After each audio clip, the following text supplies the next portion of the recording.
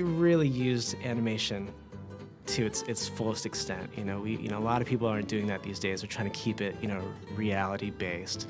This was a cartoon show. There's a time and a place for a script-driven show. There's a time and a place for an artist-driven show, and I think SpongeBob works best because it's a cartoonist-driven show. And we got to do a lot of cartoon gags, exploited animation as much as possible.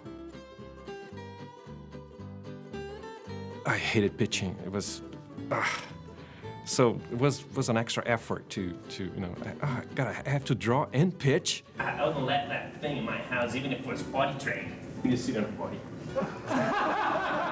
And we'd have to pitch to, the 40 people in the crew.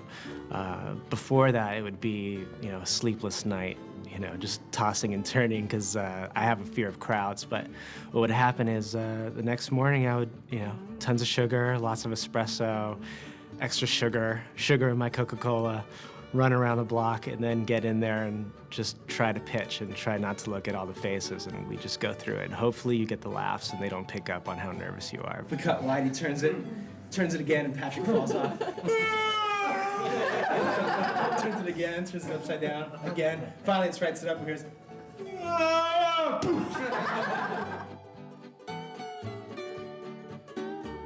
SpongeBob was really fun for, like I said, the very reason that we could come up with a lot of gags in post-production. We did a lot of Frankensteining on the show. We did a lot of cannibalizing from different takes to come up with a line just so it sounded, exactly the way they wanted it to. It was fun because it was sort of guerrilla animation, so we could just do things on the fly and add them in at the last minute if they were appropriate and, made the show funnier. Scuba diving is one of my favorite things to do. I could take my experiences underwater and, think about the different sea life and, use those things as color references. I was snorkeling or scuba diving on vacations in locations where this kind of plant life existed in the ocean. I appreciated it so much more than in the past. I was going, well, hey, I draw that thing. There's that thing, and that's the way it really looks down here. Aaron Springer is a cartoon genius.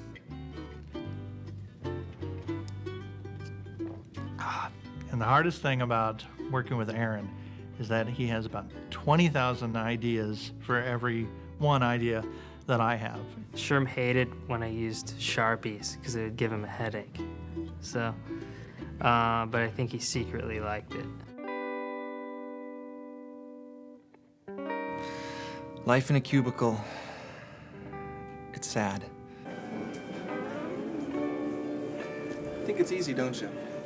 Sit down, have a bagel maybe, some coffee, draw a few pictures, la la la la. No, it's not that simple. But it was kind of fun because you have a lot of interaction with people around you. But the problem with that is when you want to get something done and you're trying to concentrate, it just doesn't happen.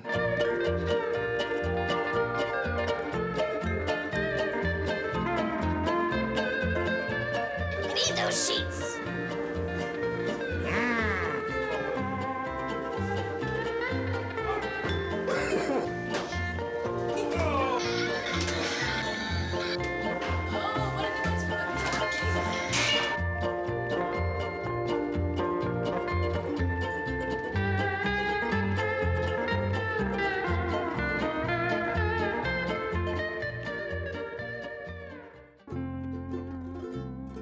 Personally, first season is my favorite season of all of them. I think that,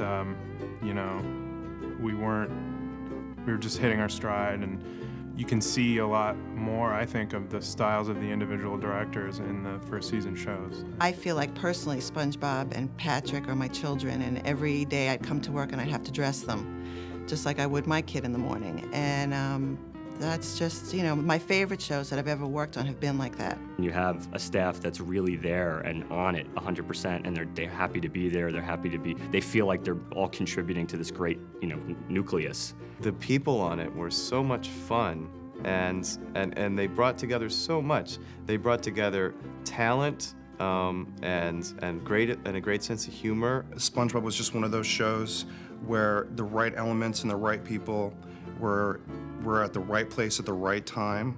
Everybody bonded really well, everyone got along great, and we were kind of like one big happy family. Those were good times. Good times.